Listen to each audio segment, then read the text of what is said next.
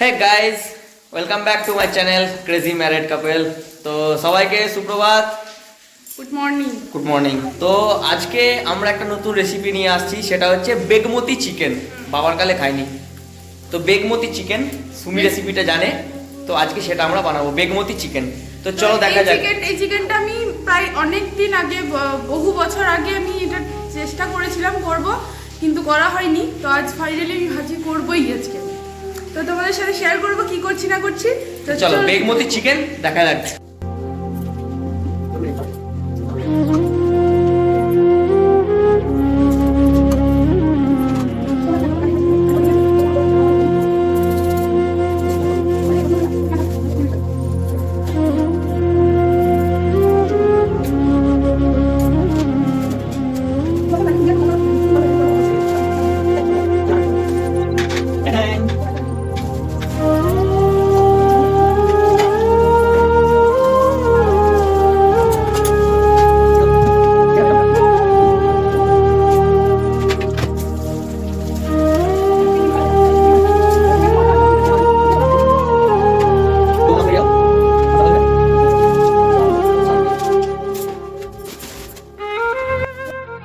তো বন্ধুরা, আমি আজকে বেগমতি চিকেনটা বানাতে আজকে কী কী উপকরণ নিয়ে নিচ্ছি সেটা চলুন দেখে নিই।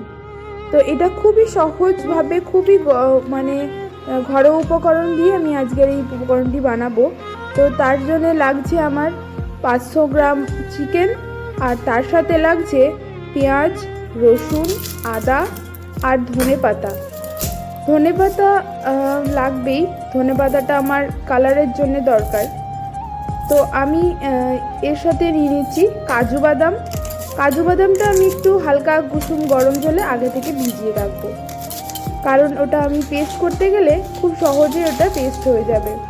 আর এইদিকে এই যে পেঁয়াজগুলো কুচি কুচি করে নিচ্ছি। পেঁয়াজটা আপনি ছোটো ছোটো করে কুচিও করে নিতে পারেন, আর না হলে পেস্টও করে নিতে পারেন।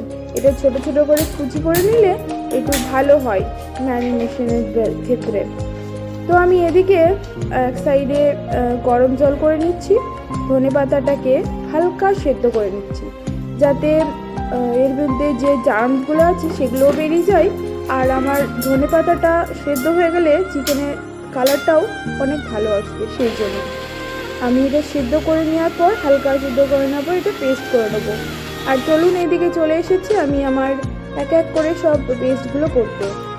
এদিকে আমি আমার পেঁয়াজটা পেস্ট করে নিলাম। তো পেঁয়াজের কালারটা কি সুন্দর লাগছে। তো এবার চলে এসেছি আমি আমার কাজু বাদামটা পেস্ট করতে। তো কাজু বাদামটা আমি আগে থেকে আমি গরম জলে কুসুম কুসুম গরম জলে ভিজিয়ে রেখেছিলাম, তার ফলে ওটা অনেকটাই নরম হয়ে গেছে।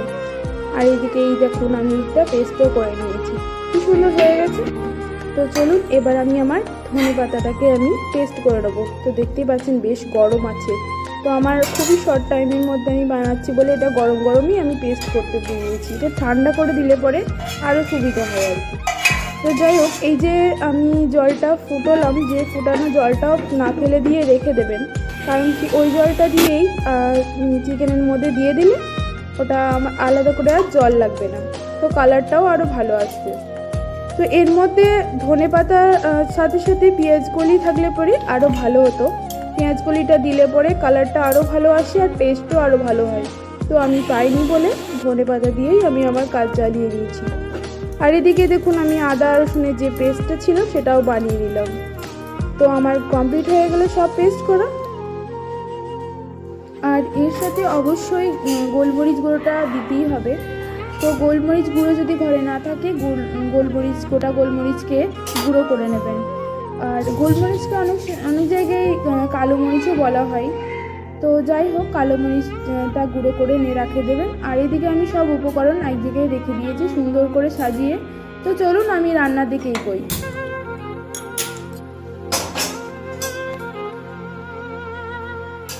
তো এদিকে আমি গ্যাসটা জ্বালিয়ে নিয়েছি, কড়াইয়ে এবার সর্ষের তেলটা আমি দিয়ে দিলাম। তেলটা গরম হওয়াতেই আমি সামান্য লবঙ্গ আর এলাচ দিয়ে দিলাম, আর তার সাথে কিছু কিছু পেঁয়াজ ছিল সেটার সাথে পেস্ট করা পেঁয়াজটা দিয়ে দিলাম। তো এই পেঁয়াজটা একটু লাল লাল করে ভেজে নিতে হবে।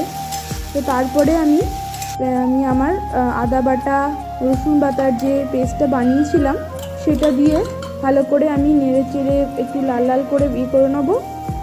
তারপরে আমি আমার বাকি যে মাংসটা ছিল সেই মাংসটাকে আমি দিয়ে দেব। তো এই যে মাংসটাকে দিয়ে দিচ্ছি আমি, মাংসটাকে ভালো করে মশলাটাকে দিয়ে কষে নিতে হবে একদম যাতে তেল ছেড়ে যায় সেরকম করে। তো এই যে মাংসের সাইজটা, এটা ছোটো সাইজ নিতে পারেন, আপনি বড়ও নিতে পারেন। তো আমি এখানে মিডিয়াম সাইজে নিয়েছি।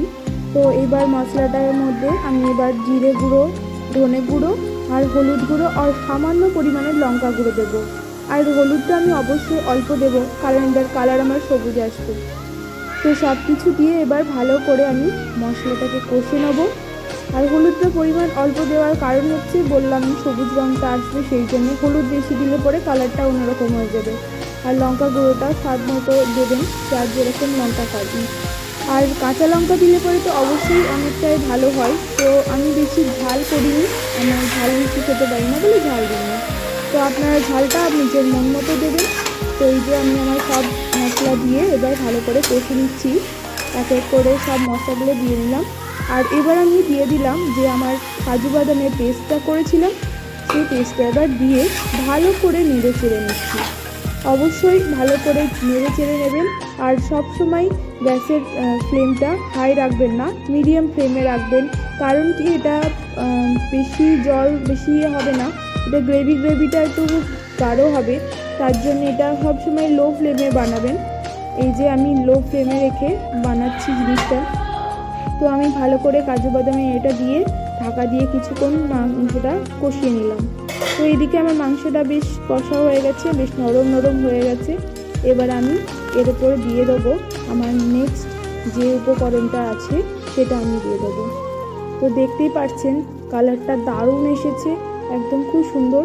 এই যে আমি এবার দিয়ে দিচ্ছি গোলমরিচটা দেওয়াতে না খাবারের টেস্টটা আরও সুন্দর হয়ে গেছিলো, এত সুন্দর একটা স্মেল আসছিল।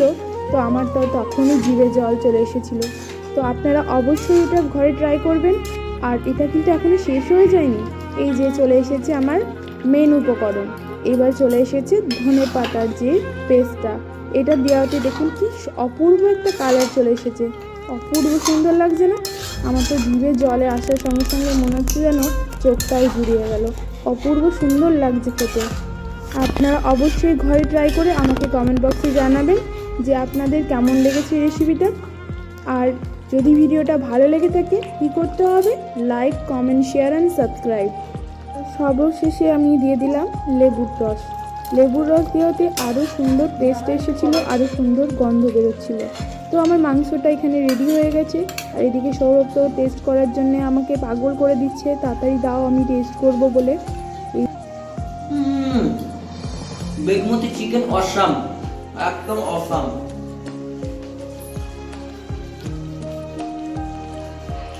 স্মেলটা কেমন এসেছে বলো? দারুণ দারুণ, কালার দারুণ, যেমন কালার তেমন টেস্ট।